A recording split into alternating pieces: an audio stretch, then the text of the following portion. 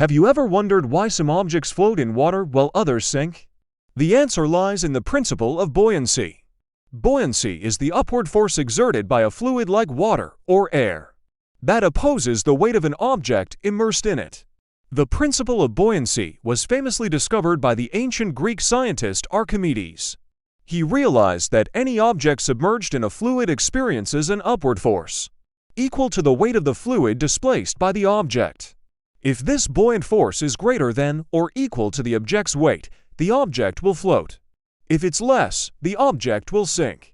The density of the object plays a crucial role. Objects denser than the fluid will sink, while those less dense will float. For example, a steel nail sinks in water because its density is greater than that of water.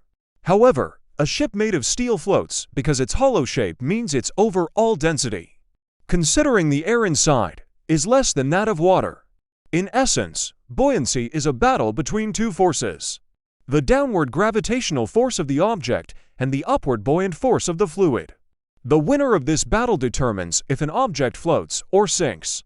So, the next time you see something floating, remember the fascinating science of buoyancy at play.